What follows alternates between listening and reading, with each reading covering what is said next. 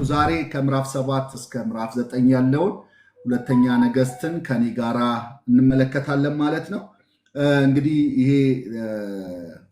ታሪክ የሚጀምረው የኤልሳ ወደ እሱ ጋር ከመምጣታችን በፊት የእስራኤል ንጉስ ጋር የትላንትና እንደተመለከትነው የእስራኤል ንጉስ ጋራ የመጣ ኬዝ ነበረ። ያም ኬዝ ከረሃብ የተነሳ በተለይም የሶሪያ ንጉስ ሰማርያን ከቧት ስለነበረ መፈናፈኛ አሳጥቷት ስለነበረ ረሃብ እንደጸና በዛች በእስራኤል በአጠቃላይ ረሃብ እንደጸና እንመለከታለን። በተለይም በሰማርያ እና በዚህ ምክንያት የመጡ ሁለት ሴቶች ነበሩ ወደ ንጉስ የመጡ።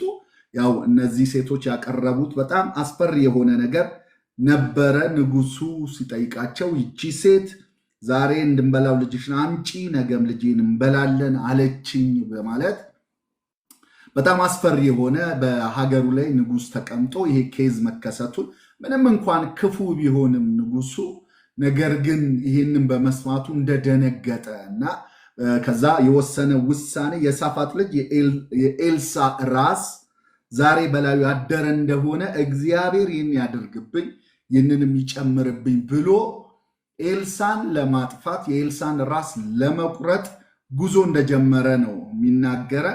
ከዛ በኋላ ግን ኤልሳ ደግሞ ቤቱ ሆኖ ከሽማግሌዎች ጋር ተቀምጦ በነበረበት እግዚአብሔር እንዳሳየው ኤልሳ ብዙ ጊዜ እንዳያችሁት ግልጽ የሆነ ራእዮችን ይመለከት ነበረ።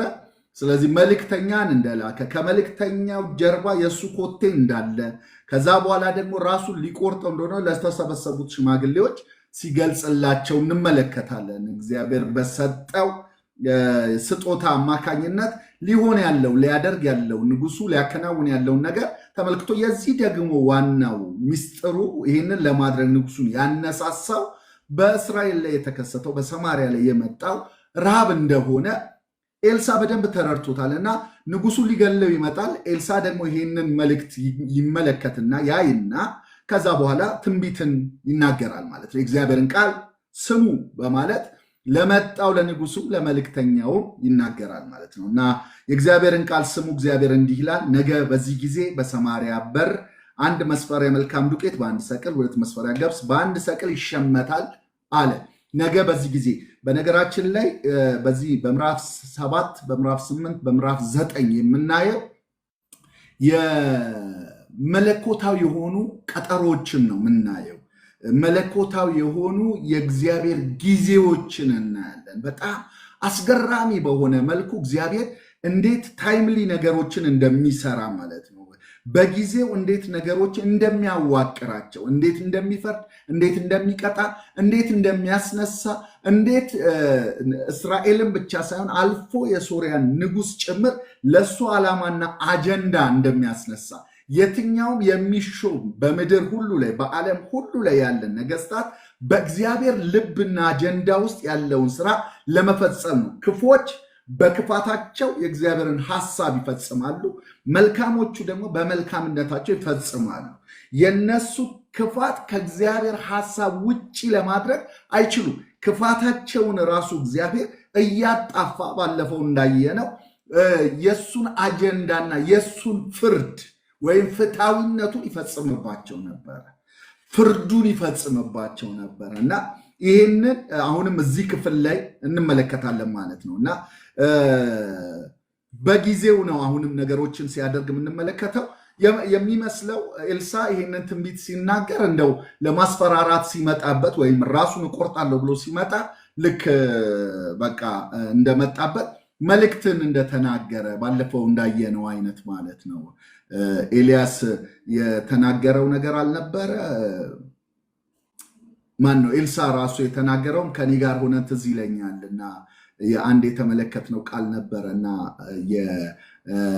ባሏ አርጅቷል እሷን መውለድ አትችልም ብሎ የተናገረውን ነገር ተመልክተን ነበር እና የዛ ጊዜ ላይ ይህንን ሲነግረው ጊያዝ አደለ? ይህንን ሲነግረው ወዲያውኑ መልእክት የተናገረው የነበረው አይ ቲንክ ኤልሳ ነው ማለት ነው። ይህንን ቃል የምንመለከተው የነበረው እና ልክ ሲሰማ ነው ኢሚዲየትሊ ያ ፕሮፌቲካል የሆነው አኖይንቲንጉ አክቲቭ ሆኖ የዛሬ ዓመት የሚል ትንቢትን የተናገረው። እዚህም ቦታ ላይ ደግሞ አሁን የምናየው ነገር ልክ ሲመጣበት ንጉሱ ራሱን ሊቆርጥ ሲመጣ ኤልሳ ደግሞ የእግዚአብሔርን ቃል ስሙ ሲል እንመለከታለን እና የመጣው መልእክትን ስንመለከተው ሊፈጸም የሚችል አይመስልም። በጣም ከባድ የሆነ ትንቢት ነው የተናገረውና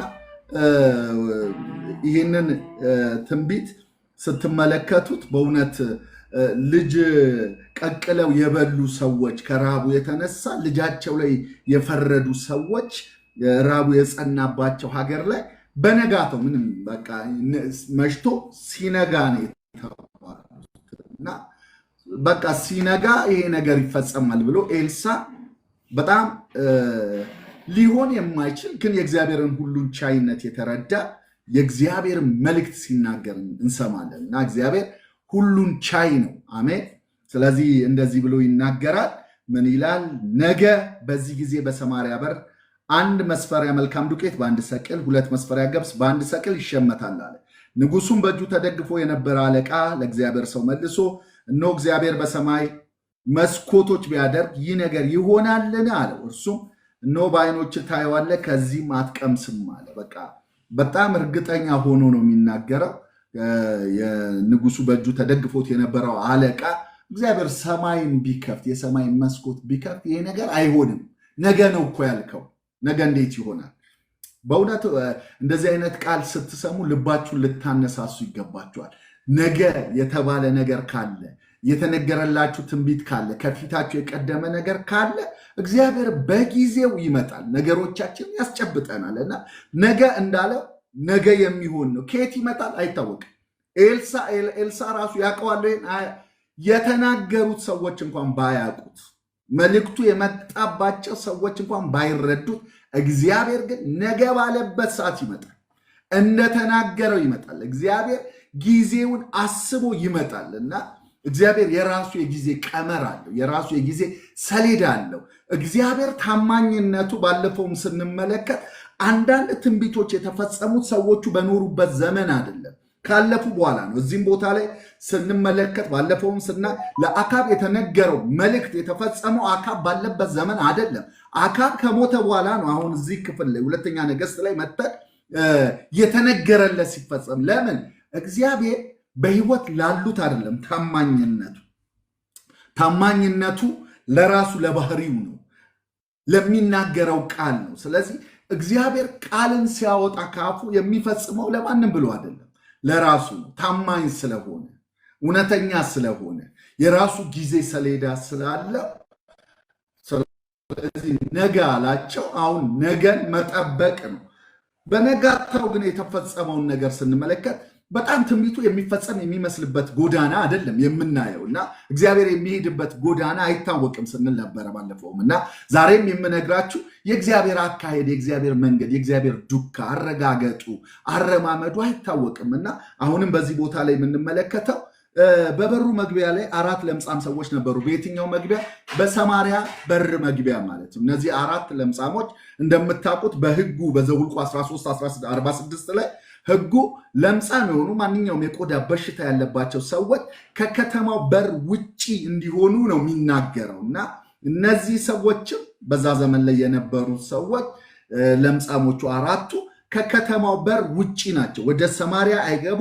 ለምን? ሕጉን ስለሚያምኑ የሰማርያ ሰዎች። ስለ ሰማርያ ዲቴል ባለፈው ተመልክተናል። ሰማርያ ማን እንደነበረች፣ ምን አይነት አምልኮ እንደነበራት፣ በተለይም ቶራውን 5ቱን ፔንታቱክ መጽሐፎቹን ታነብ እንደነበረ እና በዛ የነበረውን ሕግ ትፈጽም እንደነበረ ምንም እንኳን ድብልቅ ህዝቦች ቢሆኑም የተዳቀሉ ቢሆኑም ከአሕዛብ ጋር የተቀላቀሉ ቢሆኑም ነገር ግን የሚያውቁት ነገር ስላለ አሁንም እነዚህ 4ቱ ከከተማው በር ውጪ ናቸው ያሉት።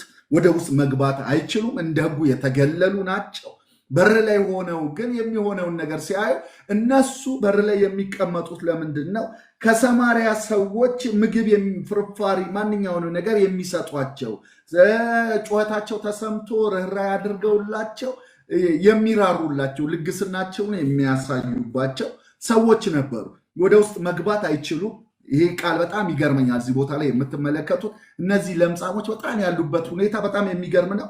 ውሳኔያቸውን በጣም የሚደንቅ ነው። በጣም አስገራሚ የሆነ ውሳኔና አቋምን ሲያሳዩ እንመለከታለን። ምንድነው ያሉት? እንደዚህ ይላል። በበሩ መግቢያ 4 ለምጻም ሰዎች ነበሩ። እርስ በርሳቸው እስክንሞት ድረስ በዚህ ለምን እንቀመጣለን? እስክንሞት ድረስ በዚህ ለምን እንቀመጣለን? ማለት ሞት መጥቷል፣ ረሃብ አንኳክቷል፣ ያለው ነገር እንደሚገላቸው ገብቷቸዋል። ግን ለምን ቁጭ ብለን እንሞታለን? ለምን አንፍጨረጨርም? ለምን ተስፋ እንቆርጣለን? ከሞትን እንኳን አይቀር ሞክረን እንሞታለን። ከጠፋን ላይቀር ሞክረን እንጥፋ ማለት አማራጭ ያሉ የትኛውን አማራጭ ብንከተል ያስኬደናል ብለው ሁሉም ሞት ያለበት ነው። አማራጮቹን ተመልከቷቸው። እንደዚህ ያሉ በዚህ ለምን እንቀመጣለን? ወደ ከተማ እንገባ ዘንድ ብንወድድ ወደ ውስጥ ብንገባ ራብ በከተማ አለ ማለት ምን ማለት መሰለህ? እንደው ለምጻምነታችንን ከከተማ ያስወጣንን እንደ ሕጉ የተፈጸመብንን ነገር ትተነው ጥሰነው ወደ ከተማ እንግባ ብንል በዚያ ራብ አለ፣ ሞት አለ። በዛ እሺ፣ በዚያ ራብ አለ፣ እንሞታለን አሉ። በዚህም ብንቀመጥ በበሩ ላይ ብንቀመጥ ደግሞ አሁንም እንሞታለን። በሩም ገዳይ ነው፣ ውስጡም ገዳይ ነው። አይ በቃ ወደ ውጭው ስትሉ ደግሞ ውጭውንም ይነግሩናል። እንደዚህ ይላል፣ እንግዲህ ኑ ወደ ሶርያውያን ሰፈር እንሽሽ። በሕይወት ቢያኖሩን ትንሽ ጭላንጭል ብርሃን ያዩባት ቦታ ነች። ቢያኖሩን እንኖራለን፣ ቢገድሉን እንሞታለን። ብንገባም እንሞታለን፣ በበሩ ላይ ብንቀመጥም እንሞታለን፣ ብንሸሽም እንሞታለን። ነገር ግን ብንሸሽ በሕይወት ሊያኖሩን ከቻሉ እነሱ ከፈቀዱልን ሕይወት የሚባለው ነገር ወደዛ ብንሄድ አማራጭ ክፍት የሆነ ትንሽ ጭላንጭል ነገር ይታየናል እና ወደዛ ለምን አንሄድም ብለው ወሰኑ። እንደ ባለ አእምሮ ወሰኑ። እነሱ በቃ ትንቢቱን አያውቁ፣ ኤልሳ ሲናገር አልሰሙ፣ እግዚአብሔር ሊያደርግ ያለውን ሐሳብ አላወቁም። ግን አንድ ውሳኔ ወሰኑ። እንደ ባለ አእምሮ እዚህ ብንቀመጥ እንሞታለን፣ ወደ ውስጥ ብንገባ ራብ አለ እንሞታለን፣ ወደ ሶርያውያን ሰፈር ብንሸሽ ከገደሉን እንሞታለን፣ ግን ደግሞ እንደው በሕይወት ቢተውንስ ብለው ትንሽ ታያቸው። ወዳጆች እንደዚህ እንደ ባለ አእምሮ እንኳን ማሰብ እኮ ጥሩ ነው ልላችሁ ነው። እንደ ባለ አእምሮ አንዳንድ ነገሮችን ማገናዘብ ጥሩ ነው እና አገናዘቡና ወደ ሶርያውያን እንሽሽ ብለው ተነስተው ሄዱ እና ከዛ ከሄዱ በኋላ ያው የምታዩት የነሱን ታላቅ ውሳኔ ትመለከታላችሁ። በጣም የሚደንቅ ውሳኔ ወስነው የሄዱበትም ሰዓትን ተመልከቱት። እንደዚህ ይላል ቁጥር 5 ላይ ጨለምለምም ባለ ጊዜ ይላል። በጣም ውሳኔያቸው አስገራሚ ነው። የጊዜ ሰሌዳቸው በጣም አስገራሚ ነው። አያውቁትም። የእግዚአብሔርን ሐሳብ እየፈጸሙ ነው። ነገ ብሎ የተናገረው የኤልሳ ቃል አለና በጣም በሚገርም ሁኔታ እግዚአብሔር እያዋቀረ ነው። ነገሮችን እያሰላሰለ እያቀናጀ ነው ያለውና ከዛ በጨለምለም ባለ ጊዜ ወደ ሶርያውያን ሰፈር ይሄዱ ዘንድ ተነሱ። ተስማምተው ተነሱ። ወደ ሶርያውያንም ሰፈር መጀመሪያ ዳርቻ በመጡ ጊዜ እነሆ ማንም አልነበረም። አይገርምም? ጠላቶቻቸው አልነበሩ። ያ ሁሉ የሰማርያ ሰራዊት፣ ያ ሁሉ ንጉሥ የፈራው ነገር የለም። ያለ ጦርነት እስራኤል ሳይዋጋ ድል ሆኗል። እግዚአብሔር ብቻውን ድል አድርጓል። እኛ ሳንለፋበት፣ እኛ ሳንሰራበት፣ እኛ ሳንደክምበት የተዘጋጀ ድል አለ። ዝም ብለን አሜን ብለን የምንቀበለው ድል እግዚአብሔር በልጁ በኢየሱስ ክርስቶስ አከናውኖልናል። ለእነዚህ ሰዎች የተከናወነው ነገር የነበረው እነሱ የለፉበት እንኳን እነሱ ለምጻሞቹ፣ ጦረኞቹ፣ ኃይለኞቹ እንኳን አልቻሏቸውም ነበረ። ግን ጥም አድርገው ከተማዋን ጠፍንገው ይዘዋት በረሃብ እንዲሞቱ በጣም ከባድ የሆነ የጦር ስትራቴጂ ነው የነደፉባቸው። መግቢያ መውጫ አስወጥተዋቸው ምንም አይነት ነገር ወደ ውስጥ እንዳይገባ ከልክለው ራሳቸው በረሃብ እንዲሞቱ ነበረ ሊያደርጓቸው የመጡት የነበረው።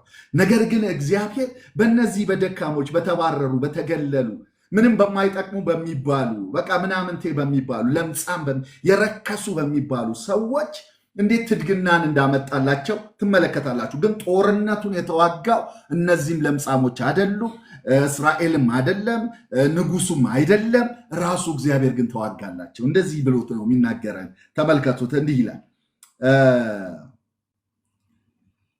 እነሆ ማንም አልነበረም፣ እግዚአብሔርም ለሶርያውያን የሰረገላና የፈረስን የብዙም ጭፍራ ድምፅ አሰምቶ ነበር።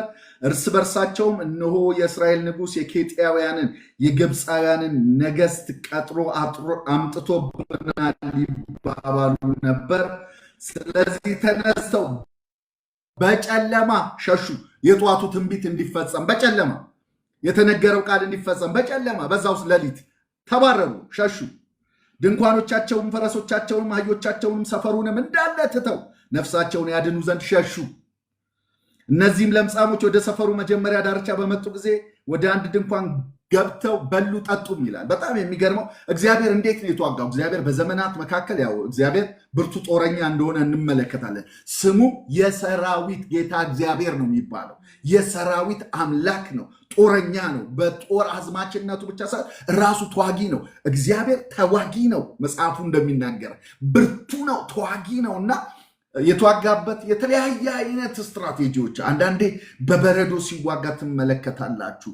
አንዳንድ ጊዜ አንዱን ሰው አስነስቶ በቃ ብዙዎችን እንዲገድል እጁ በሰይፉ በእጁ ላይ እስክትጣበቅ ድረስ በቃ እስኪደክመው ድረስ ክምር በክምር አደረገ የሚል የተጻፈለት። አንዳንዱን በጠጠር ብቻ ሲገነድስ እንመለከታለን። አንዳንዱን ራሱ ብቻውን ሲዋጋ እንመለከታለን። አሁን እዚህ ቦታ ላይ የተዋጋው ግን እንዴት ነው ስትሉ በድምፅ ተዋጋ። በሌለ ድምፅ፣ የሰራዊት ድምፅ፣ የፈረስ ድምፅ፣ በጣም በሚገርም ሁኔታ የሰረገላ ድምፅ፣ የጭፍራ ድምፅ፣ የሰራዊት ድምፅ ብቻ መጣ እና እግዚአብሔር በፈለገው ይዋጋል፣ በፈለገው ያሸንፋል እና እግዚአብሔር ይህንን ድምፅ በሰሙ ጊዜ ሶርያውያኖች ሁለት ነገስታቶችን ይጠራሉ። አንደኛው የኬጣውያንን፣ ሁለተኛው ግብፃውያንን። እስራኤሎች ቀጥረውብናል። ኖ ኬጣውያን በዛ ጊዜ ኃይለኞች ናቸው። ግብፃውያን በዛ ጊዜ በጦር ሰራዊታቸው በጣም ኃይለኞች ናቸው። የወታደር ቁመናቸው በጣም አስገራሚ ነው። ኃያል የሚባሉ ናቸው። ግን አይደለም። እግዚአብሔር ነው ብርቱና ኃያል። እግዚአብሔር ነው በሰልፍ ኃያል ተብሎ ተነግሮልናል። በሰልፍ ኃያል የሆነው እግዚአብሔር ግን ያለምንም ሰው ያለምንም ጦር መጽሐፉ ሲናገር ትዝ ካላችሁ ዮናታን ነበረ እግዚአብሔር በብዙ በጥቂት ማዳን አይሳነውምና ና ብሎ ጋሻ ጃግሬውን ይዞት ገብቶ ብቻቸውን ማለት ነው ብቻቸውን የጠላትን መንደር ከበው ይወግሩ ነበር። ለምን? በብዙ በጥቂትም ማዳን አይሳነውም። ጥቂትም ቢኖር ወዳጆቼ አንድ እውነት ልንገራቸው፣ እዚህ ቦታ ላይ ጥቂትም የለም እንኳን ብዙ። በምንም እግዚአብሔር ያድናል። በጥቂትና በብዙ ብቻ አይደለም፣ በምንም ያለ ውጊያ ያሸንፋል፣ ያለ ውጊያ ድል ያደርጋል። እግዚአብሔር ብርቱና ኃያል ነው አደለ? እናንተ መኳንንቶች በሮችን ክፈቱ፣ የሰላም ንጉሥ ይግባ። ይህ የሰላም ንጉሥ ማን ነው? እግዚአብሔር ነው፣ ብርቱና ኃያል ተብሎ የተዘመረለት እግዚአብሔር ነው። በሰልፍ እሱ ይግባ። አሁን በጦርነታችን ላይ እሱ ይግባ። በፊታችሁ የተቀመጡ ጦርነቶች አሉ፣ የፈራችኋቸው ተመሽጋችሁ የተቀመጣችሁ በጣም ዝግትግት ያለባችሁ እንደ ሶሪያ፣ እንደ እስራኤል፣ እንደ ሰማሪያ፣ እንደ እስራኤል የሆነባችሁ ዙሪያውን በሙሉ ተከርችማችሁ እንደዚሁ በረሃብ ልሞት ነው ወይ፣ ነገሮቼ ሊከስም ነው ወይ፣ ልከስር ነው ወይ፣ ልጠፋ ነው ወይ ያላችሁ ሰዎች አላችሁ። ነግራችኋለሁ፣ ያለምንም ድምፅ እግዚአብሔር ያለምንም ጦር ያለ እናንተ ያለምንም መዋጮ ምንም ሳታዋጡ እግዚአብሔር ነው ብርቱና ኃያል። እግዚአብሔር ነው በሰልፍ ኃያል። ይመጣል። በእውነት እላችኋለሁ እግዚአብሔር ይደርስላችኋል፣ ይዋጋላችኋል፣ ውጊያችሁን ይዋጋላችኋል። ለእነዚህ እንኳን እግዚአብሔር ስለ ስሙ ሲል ራርቶ እኮ ነው የሚዋጋላቸው። ስለ ስሙ ሲል ደህና ነገር እንኳን እኛ በክርስቶስ ኢየሱስ ታይተን እኛን ሲያይ ክርስቶስን ለሚያይ ይቅርና ለነሱ እንኳን በኦልድ ቴስታመንት በነበራቸው ኪዳን እግዚአብሔር ስለ ስሙ ሲል ሲዋጋላቸው ትመለከታላችሁ። እና እነዚህ ለምጻሞቹ ሰዎች ገብተው በሉ ጠጡ ይላል። እነዛ የረከሱ ሰዎች በሉ ጠጡ። ከዚያም ወርቅና ብር ልብስም ወሰዱ፣ ሄደው ሸሸጉት። ወርቅ፣ ብር፣ ልብስ አገኙ። የፈለጉት እኮ ምግብ ነው። ባለፈው ብያቸው እግዚአብሔር ተደራራቢ ነው። በረከቱ ተደራራቢ አንድ የለውም። እግዚአብሔር አንድ የሚባል በረከት የለውም። አንዱ ውስጥ ብዙ ነው ያለው። አንዱ ውስጥ ብዙ ነገሮችን ነው የሚጥለው እግዚአብሔር። አንድ ሲሰጥ ሌላ አለው። የሄዱት ረሃባቸውን ለማስታገስ ነው። ብንሞትም እንሙት ብለው ነው የገቡት። ነገር ግን ብር አለ እዛ ውስጥ፣ ወርቅ አለ እዛ፣ ልብስ አለ እዛ ውስጥ እስራኤል የሚባል ሀገር አለ። እነሱ ብቻ ሳይሆኑ ሌሎች የሚመገቡት አለ። ድል አለ። ሀገር ነፃ መውጣት አለ። እግዚአብሔር የሚያከናውነው የተያያዙ ብዙ ነገሮች አሉ። እሱ የሚሰራው ጎዳና አለ በዚህ ውስጥና ከዚያም ወዲያ እርስ በርሳቸው መልካምን አላደረግንም። ዛሬ የመልካም ምስራች ቀን ነው። ከሞት የተረፍንበት ቀን ነው። የዳንበት ቀን ነው። ይሄ መልካም የምስራች የምንናገርበት ቀን ነው። ጉድ ኒውስ አለ። ለምን? ከሞት ተሻግረናል። እንጠፋለን ያልነው በህይወት ኖረናል። ልንሞት የነበርነው ተርፈናል። መትረፍ ብቻ ሳይሆን ለሌሎችም እንድንተርፍ ነው የተረፍነው። መልካም ዜና አለን። እንሂድና እንናገር። ይህ በደል ነው። ያገኘነውን ከሞት ያተረፈንን እሱን አለመናገር ኃጢአት ነው፣ በደል ነው ብለው ሊናገሩ እነዚህ በር ላይ ቆመው ወደ ውስጥ መግባት የማይችሉ ከበሩ ውጪ ኑሩ የተባሉ ሰዎች ጮክ ብለው ማወጅ ጀመሩ። ወደ ሶርያውያን ሰፈር መጣን አሉ። ለንጉሥ ቤተሰብ እንናገር ተባባሉ። መተውም ወደ ሶርያውያን ሰፈር መጣን። ነው ፈረሶች፣ አህዮች ታስረው ድንኳኖችም ተተክለው ነበር እንጂ ሰው አልነበረም፣ የሰውም ድምፅ አልነበረም ብለው ወደ ከተማይቱ ደጅ ጠባቂ ጮሁ። የደጅ ጠባቂም ሄዶ ነገረ። በጣም የሚገርማችሁ መልእክቱን ሰምተዋል እኮ ግን አላመኑ። ንጉሱ ሰምቷል፣ አላመነም። አሁን የሚለው እኮ እሱ ኖ ይሄ ስትራቴጂ ነዋል። እነዚህ ሶርያውያን አሁን አሽገው መግደል ሲያቅታቸው በህይወት በረሃብ ውስጥ እየተንገታገተን ሲያዩ አሁን ደግሞ በሌላ መጥተዋል። እንዴት? በቃ ምግብ እንደራበን አውቀን ምግብ ለመብላት ስንሄድ ሊያጠቁን፣ ሊፈጁን፣ ሊያጠፉን ነው ብሎ ተናገረና 2 ሰረገሎች ከፈረሶች ጋር ወሰዱ።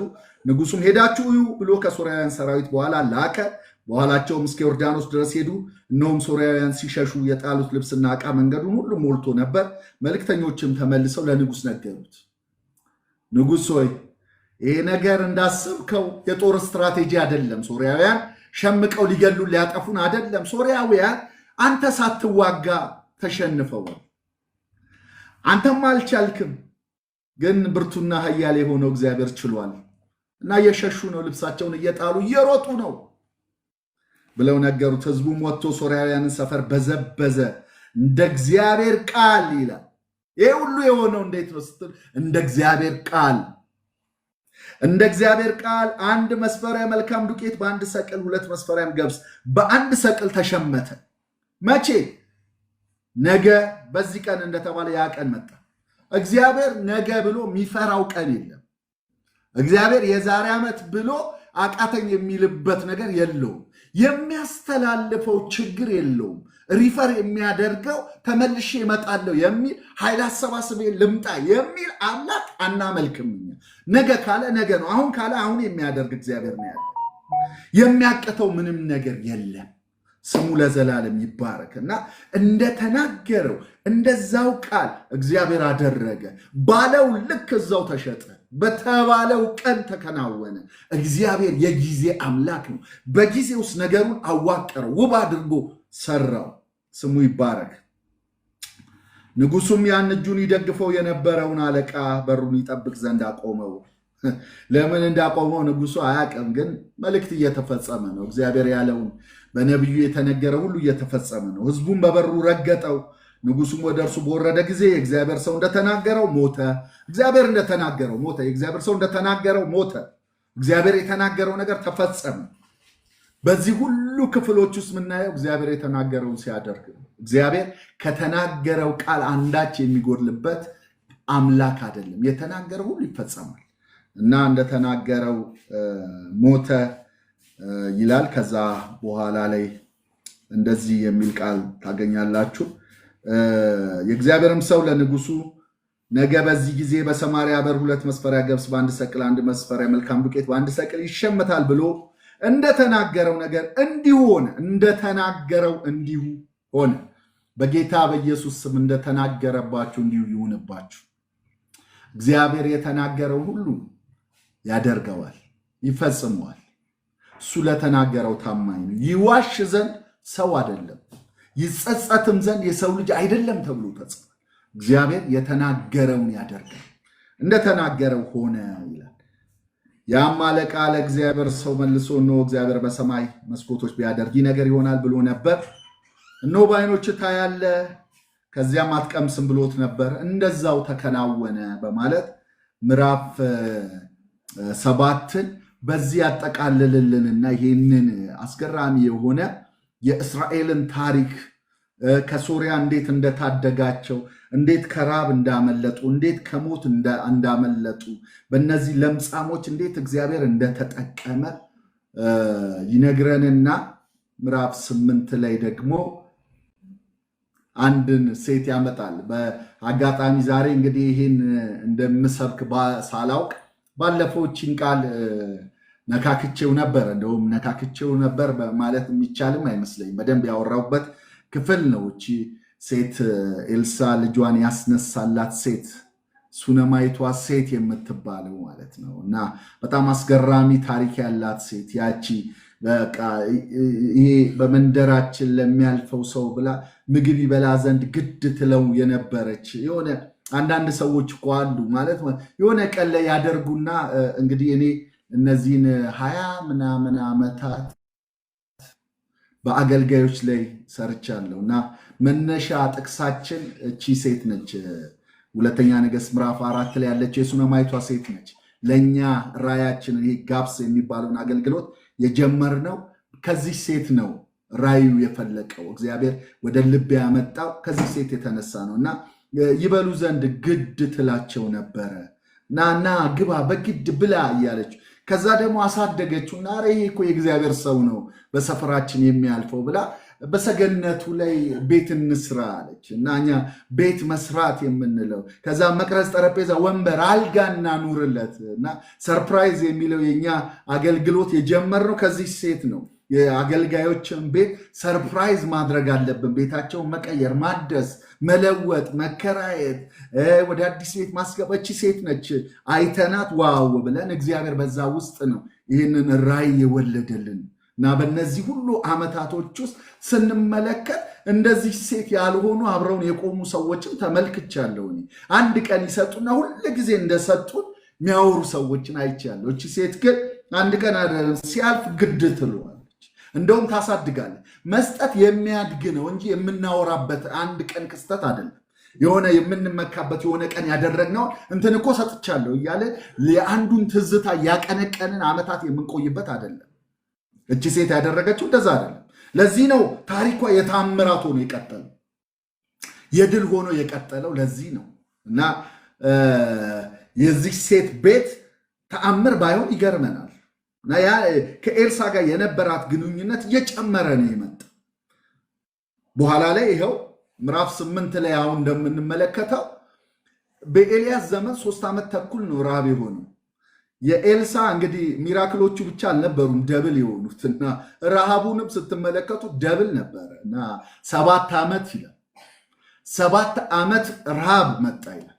7 ዓመት ግን በ7 ዓመት ውስጥ ያውም ረሃቡ የመጣበትን አመጣት ተመልከቱ።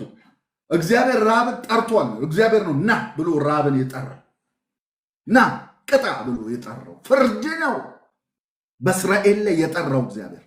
በፍርድ ውስጥ ግን የማይነኳሉ ኤክሰፕሽናል አሉ፣ የተከለሉ አሉ። እንደዚህ ሱናማይቷ ሴት እሷን አይደርስባትም።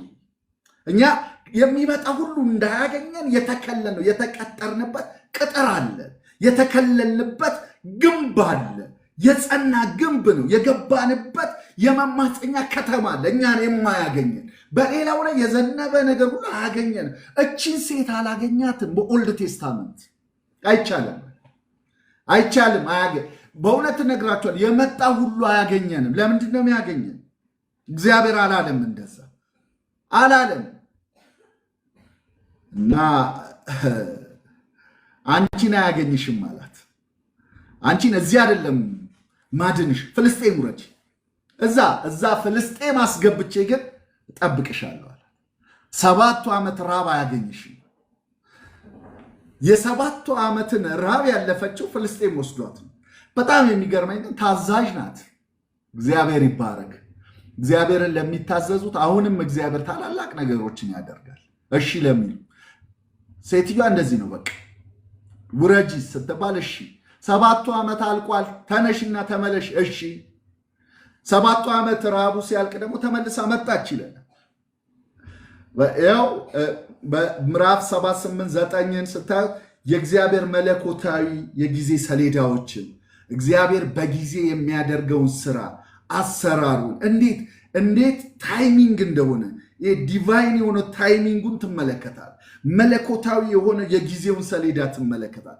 7 ዓመት ቆይታ ፍልስጤም ልጇን ይዛ ወርዳ ከነ ቤተሰቧ ነው የሚለው እንደው ወርዳ ልክ 7 ዓመት ከተፈጸመ በኋላ እሷ ስትመለስ ቤቷ ስትገባ ቤት የላት፣ እርሻዋን ስታይ እርሻ የላት እና ምን አደረገች?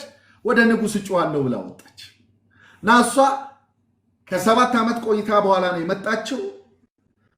ጊያዝ ግን ያው በጣም እግዚአብሔር ያው በለምጻም መስራት ይችላል። ቅድም እንዳየነው የምስራቹን የተናገሩት እነዚህ ለምጻሞቹ ናቸው። አሁን ደግሞ ጊያዝ ከእግዚአብሔር ሰው ከኤልሳ የተባረረው የንዕማንን ለምጽ የወረሰው አብሮት ከዛ በኋላ ያላገለገለው ከኤልሳ ጋር የተወገደው የተቆረጠው ጊያዝ ቤተ መንግስት ውስጥ ምን ሊሰራ እንደገባ አይታወቅም። ምን ሊሰራ አሁን ከንጉሥ ጋር ምን ሊሰራ ተገናኘ? እንደው የሚያገናኝ ነገር ምን አለው? ደህና ሰው እንዳይባል ደህና ሰው አይደለም።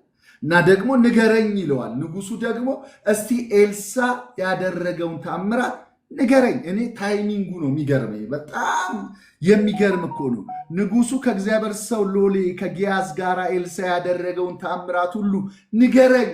ሴትዮዋ እየመጣች ነው። እግዚአብሔር ተናገር ይለዋል። እዚህ ንጉሱ ላይ ቁጭ ብሎ ለጊያዝ ይጠይቀዋል። እግዚአብሔር እስቲ ንገረኝ፣ ስለ ኤልሳ ንገረኝ ይላል። ሴትዮዋ ስለ መሬቷ ስለ ቤቷ ልትጮህ እየመጣች ነው። እና ካልጠፋ ታምር ብያቸዋለሁ ባለፈው። ካልጠፋ ታምር ምንም እኮ አለፍ ስትሉ የንዕማን ታምር አለ። የሶርያዊው እኮ ብሎት መንገር ይችላል እኮ የሰራዊቱ አለቃ ንዕማን መጥቶ ሄደ ብቅ ጥልቅ በል ብሎት ሲነጻ ተመልክቻለሁ። እንደውም እንዲህ አይነት እንትን ይዞለት መጥቶ ነበረ ምናምን ብሎ ስለ ስጦታ ሁሉ ማውራት ይችላል። አላወራም። ባለፈው እንዳልኩ እንጨት ጥሎ እኮ ፋስቧል፣ ብረት ስቧል፣ ብዙ ነገር አድርጓል ብሎ አልተናገረም። የተናገረው ታይም አለው። የሚናገረው ምስክርነቱ ራሱ የሚመሰከረው ምስክርነት በእግዚአብሔር የተመረጠ ምስክርነት አያውቀውም። ጊያዝ ሴትዮዋ እየመጣች ሴትዮዋ የት እንዳለች ሁሉ አያውቅም። ግን እግዚአብሔር የጊዜ አምላክ ስለሆነ በጊዜ ውስጥ ሲመጣ እንመለከተዋለን። ስሙ ይባረክ። እንደዚህ ይላል፣ ያደረገውን ታምራት ሁሉ ንገረኝ እያለ ይጫወት ነበር። እርሱ የሞተውን እንዳስነሳ ለንጉሥ ሲናገር ልክ ሲናገር በዛ ሰዓት ልክ የሞተውን እንዳስነሳ ብላቴናውን እንዳስነሳ የዛችን ረጅም ዓመት ሳትወልድ የነበረችውን ሴት ባሏ አርጅቶ የነበረውን እኛን ትቀበለን የነበረችው ቤት፣ ሰረገላ፣ መቅረዝ፣ ጠረጴዛ፣ ወንበር፣ አልጋ ያኖረችልን ሴት ልጇ በተአምራት የተወለደው የዛሬ ዓመት ብሎ ያቺ የማትወልድ መካን ወልዳ ልጇ ሞተ፣ ከዛ ተነሳ ሲለው ንጉሱ እየተደነቀ ያለ ሴትዮዋ ንጉሥ ሆይ ጩኸት አለኝ፣ ማቀርበው ነገር አለኝ፣ መሬቴ ተወስዷል፣ እርሻዬ ተወስዷል፣ ይመለስልኝ ብላ ጮኸች። ልክ ሲያቆም ቀጠለች። እሷ የታሪክ ግጥምጥሞሽን መስራት የሚችል እግዚአብሔር አዋቀረው፣ ነገሮችን አቀናጀው። መጽሐፍ ሲናገር እንደዚህ ይላል መክብብ ምዕራፍ 11 ላይ አታውቁም የሚል ቃል አለ እና ራሱ ጠቢቡ ሰለሞን ራሱን ጨምሮ ማለት ነው። የመጀመሪያው የሚለው ነገር ምንድነው? እንጀራህን በውሃ ፊት ላይ ጣለው ይላል። ከብዙ ቀን በኋላ ታገኘዋለህ ይላል። ማለት እንጀራ በውሃ ላይ ተጥሎ አይገኝም፣ ይበሰብሳል። ግን ነው እግዚአብሔር መንገዱ ስለማይታወቅ በውሃ ላይ ጣለው። አንዳንዶች የመርከብ ንግድ ነው ይላሉ። አንዳንዶች ይሄ መዝራት ነው ይላሉ። ጣለው ውሃ ላይ ማያበቅል እንኳን ቢሆን ውሃው የሚመስል ይዞት መሄድ እንኳን ቢመስል ዝም ብለህ ዝራ፣ ዝም ብለህ ስጥ፣ እግዚአብሔር ያበቅለዋል። እና ይሄንን ይነግራቸውና ወረድ ብሎ ግን ምን ይላቸዋል? አንድ ጊዜ ላንብላችሁ እሱን ቃል እንደዚህ ይላል። ለሰባት ደግሞ ለስምንት እድል ፈንታን ክፈል፣ በምድር ላይ የሚሆነው ክፉ ነገር ምን እንደሆነ አታውቅም ይላል። መክብብ 11:1 ነው። ክፉ ነገር ከየት እንደሚሆን አታውቅም፣ አንተ አታውቅም እያለ ነው። ክፉ ነገር ከየት እንደምትመጣ አታውቅምና ለሰባት ለስምንት ደግሞ እድል ፈንታን ክፈለው፣ ሀብትን ከፋፍለው። አንዳንዶች መስጠትን አታቋርጥ። ለሰባት ለስምንት ማለት ሰባት ፍጹም ነው፣ ስምንት አዲስ ቀን ነው። ቀጥል፣ ዝም ብለህ ቀጥል። አታውቁም፣ እግዚአብሔር ያበቅላል። አሜን። አታውቅም።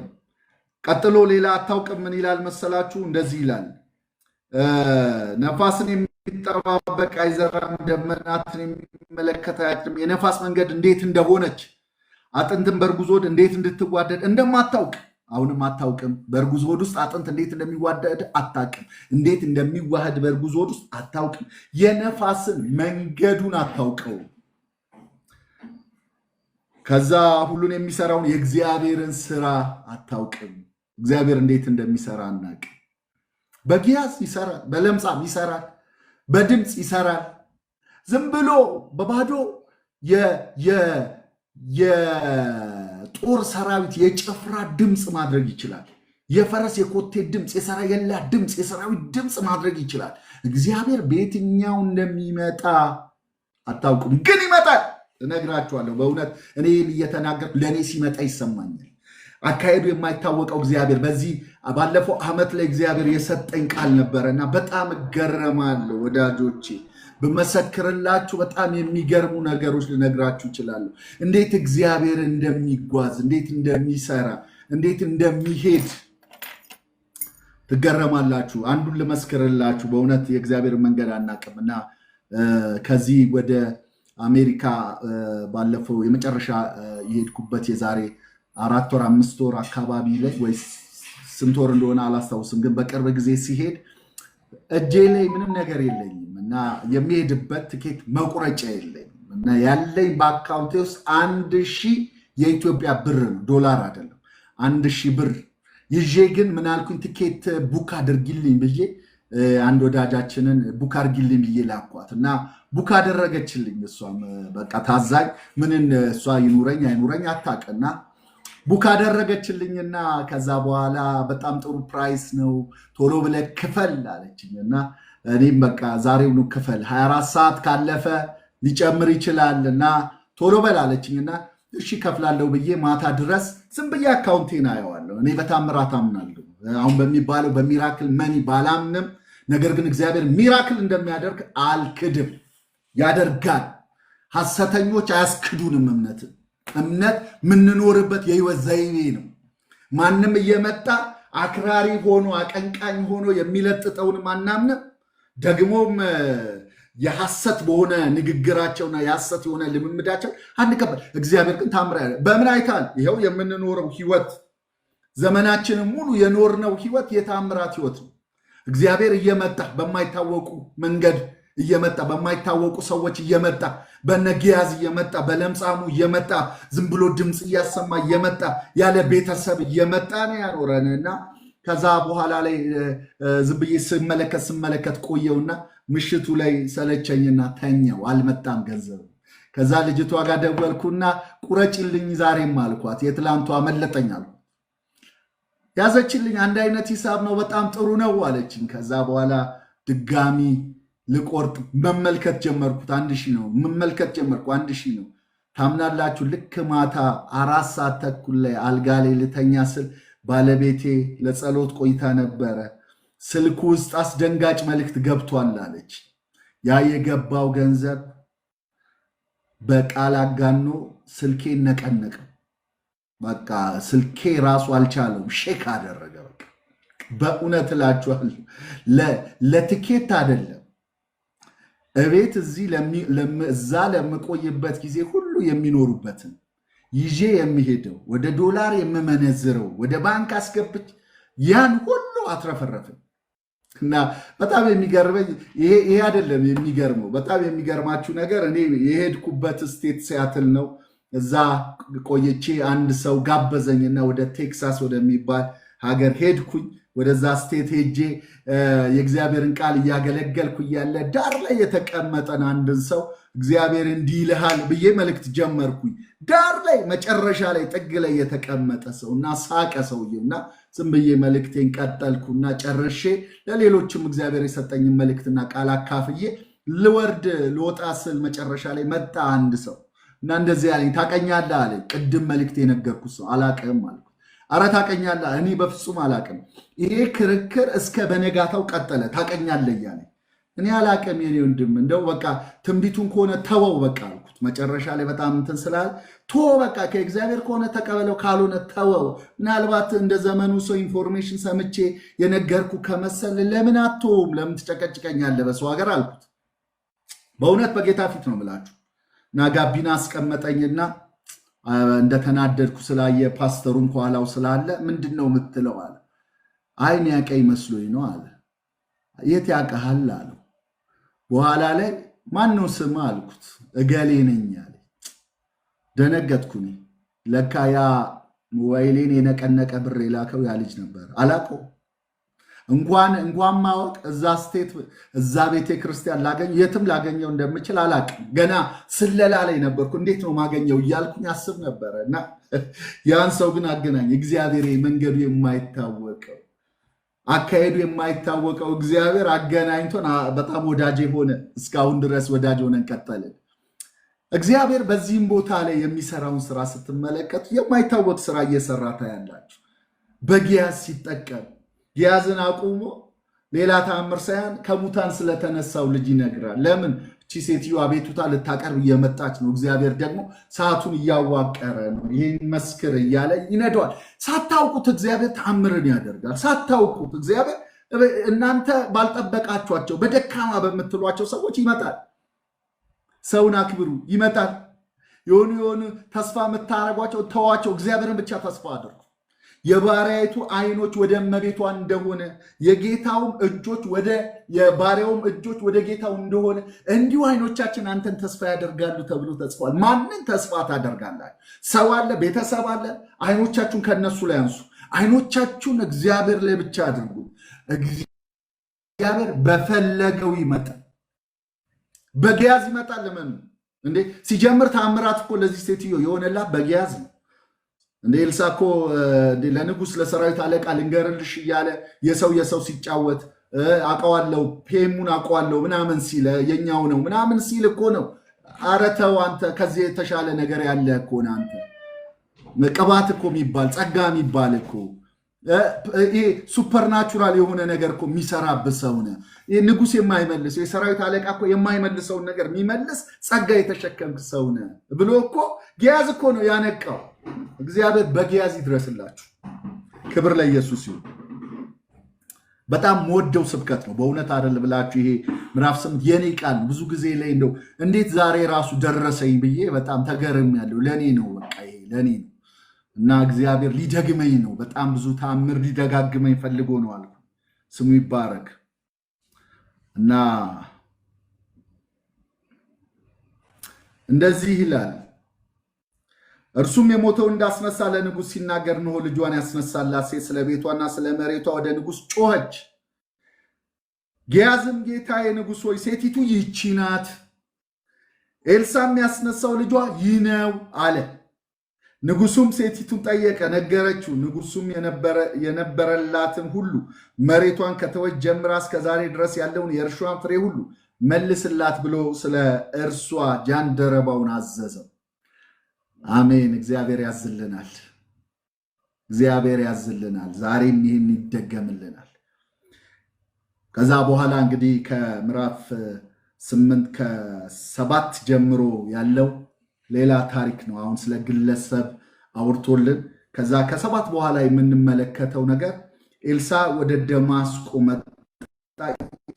ሶሪያ ንጉሥ ወልዳዴር እንግዲህ የኤልሳ ጸጋና ኢምፓክቱ የአገልግሎት ኢምፓክቱ በጣም አስገራሚ ነበረ እና ከእስራኤል አልፎ የሶሪያ ንጉስ ወልዳዴር ስለሱ ያቅ ነበር ሲናገር እንደው የእግዚአብሔር ሰው ወደዚህ መጥቷል ብለው ነገሩት። ንጉሱም አዛሄልን ገጸ በረከት በእጅ ወስደ የእግዚአብሔርን ሰው ልትገናኝ ሂድ፣ በእሱም አፍ ከዚህ በሽታ ድናለውን ብለህ እግዚአብሔርን ጠይቅ አለው። አዛሄልም ሊገናኘው ሄደ።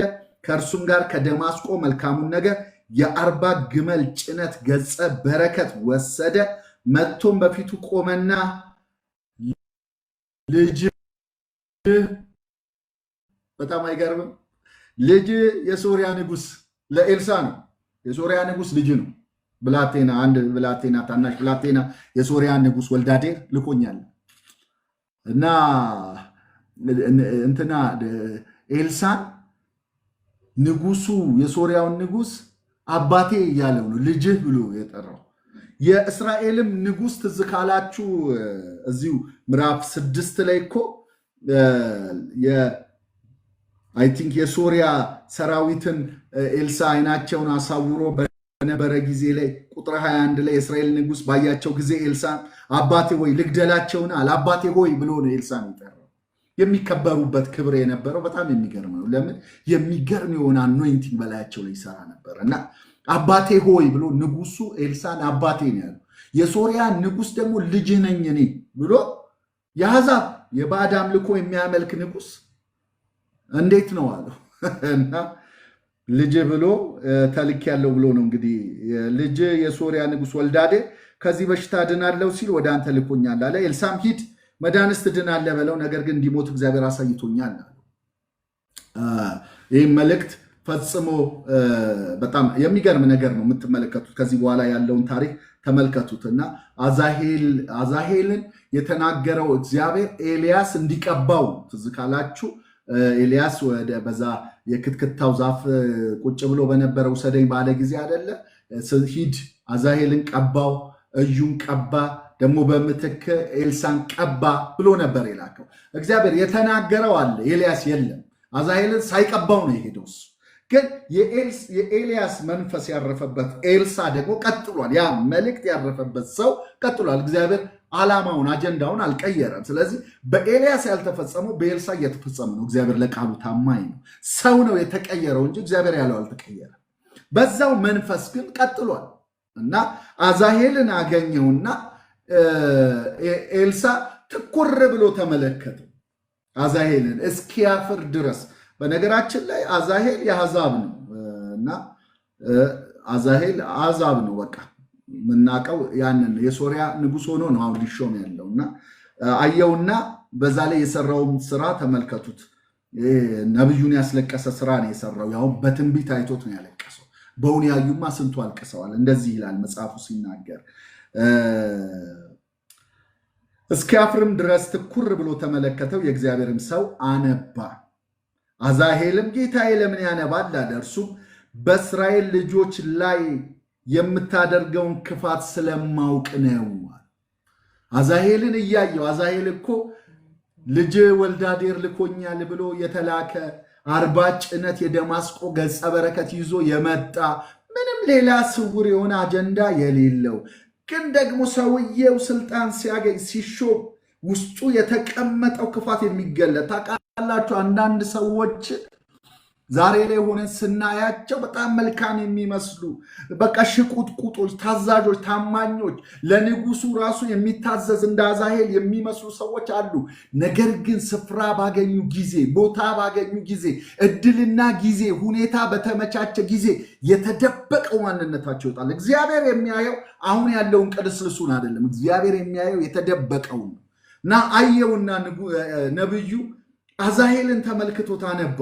ለምንድን ነው የምታነባው ሲለው የእስራኤልን ምሽጎቻቸውን በእሳት ታቃጥላለህ።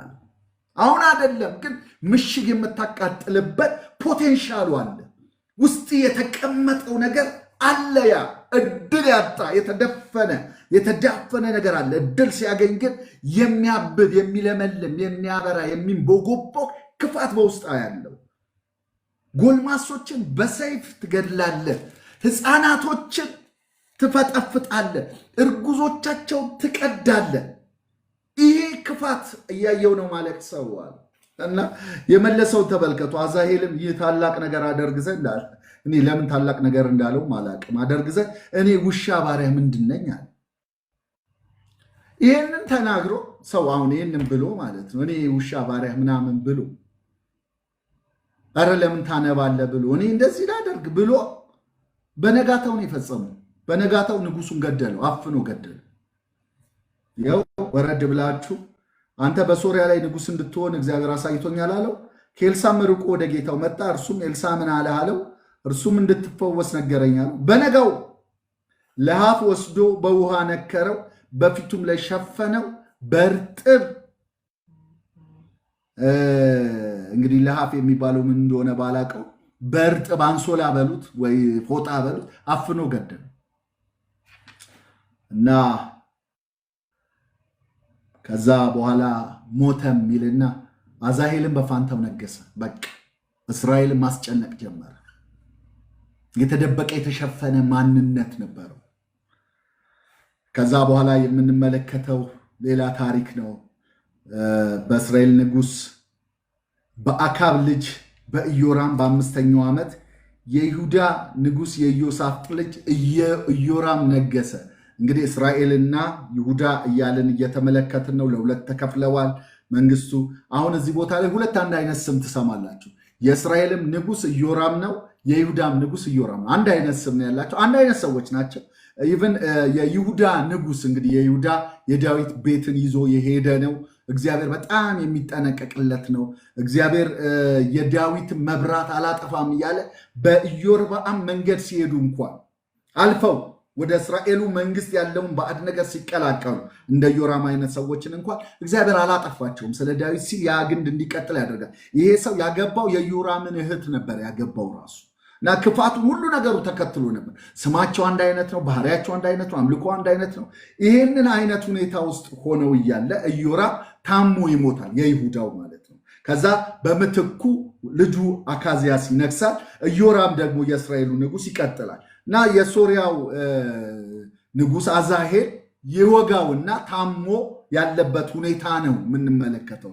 ኢዮራም ከሶሪያ ንጉስ ከአዛሄል ጋር በተዋጋ ጊዜ ሶሪያውያን በሬማት ያቆሰሉትን ቁስል ይታከም ዘንድ ወደ ኢዝራኤል ተመለሰ ይላል። እንግዲህ መጨረሻውን ነው ማነብላችሁ፣ ምዕራፍ 8 መጨረሻ። የአካብም ልጅ ኢዮራም ታሞ ነበረ።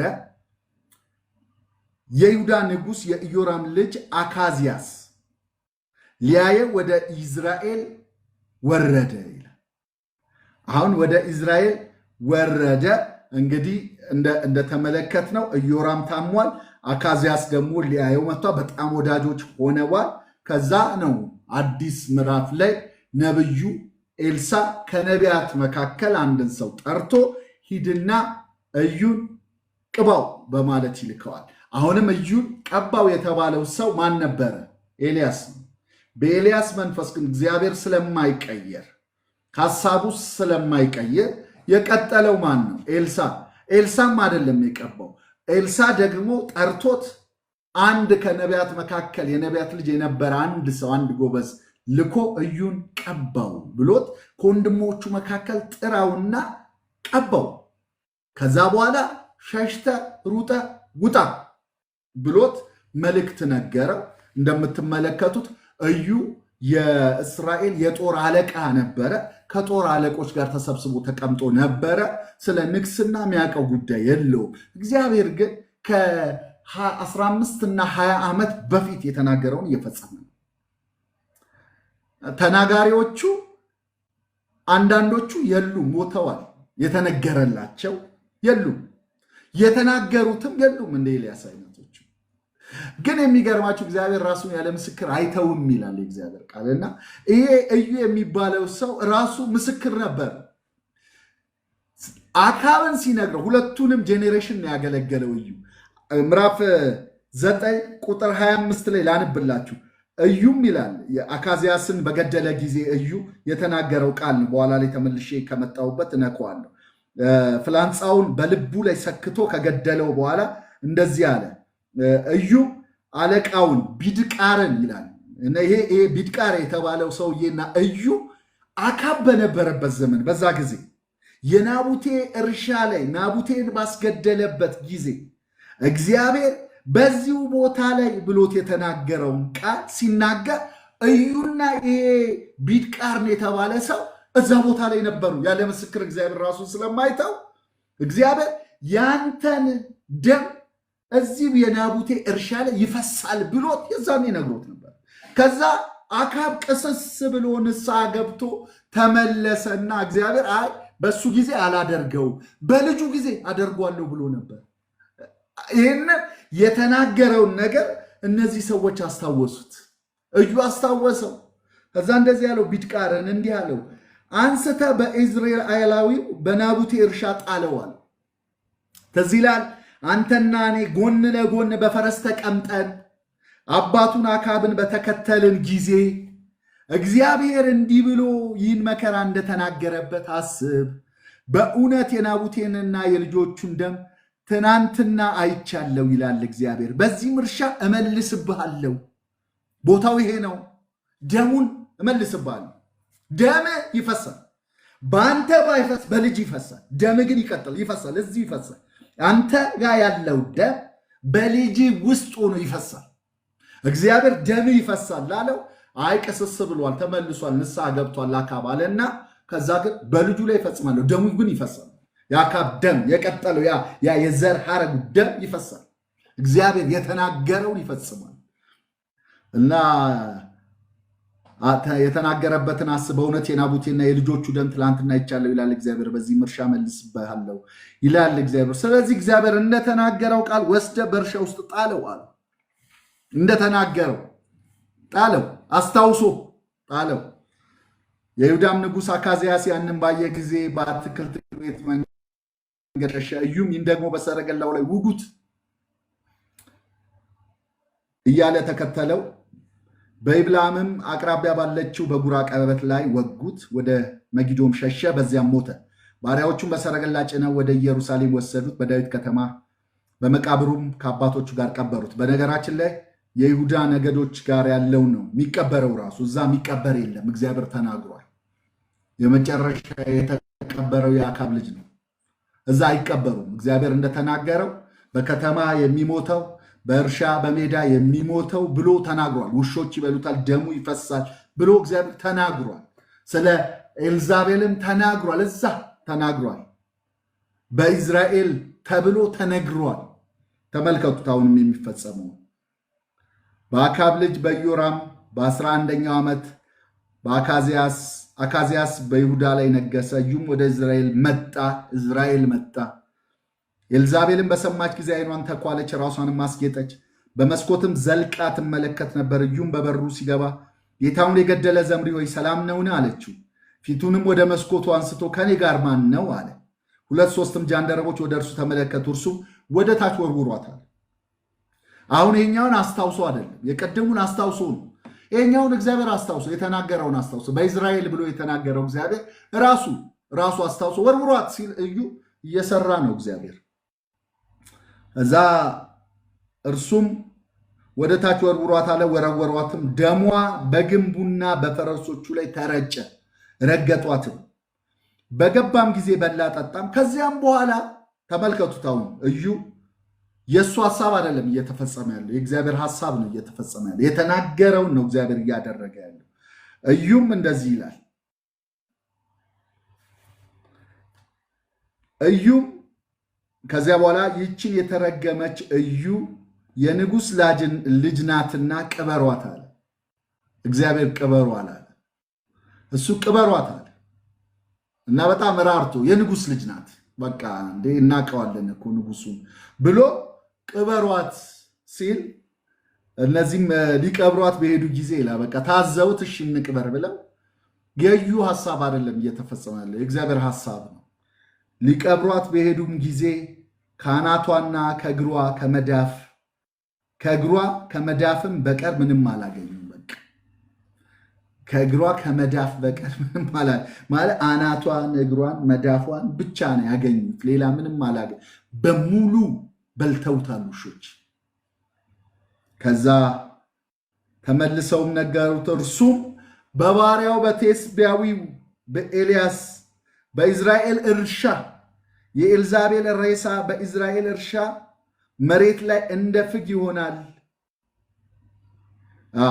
የኤልዛቤል ስጋ ውሾች ይበላሉ፣ የኤልዛቤል ሬሳ በእስራኤል እርሻ መሬት ላይ እንደ ፍግ ይሆናልና ማንም ይቺ ኤልዛቤት ናት ይል ዘንድ አይችልም ብሎ የተናገረው የእግዚአብሔር ቃል ይህ ነው። እግዚአብሔር የተናገረው በጊዜው ይፈጽማል። ወዳጆቼ እግዚአብሔር ለእኛም የተናገረንን ይሄ አሁን የተመለከትነውን አይነት አይደለም፣ በክርስቶስ ኢየሱስ የሰጠንን ተስፋ ሁሉ ይፈጽመዋል። የተናገረው ሰው አይደለም፣ የተናገረው እግዚአብሔር ነው።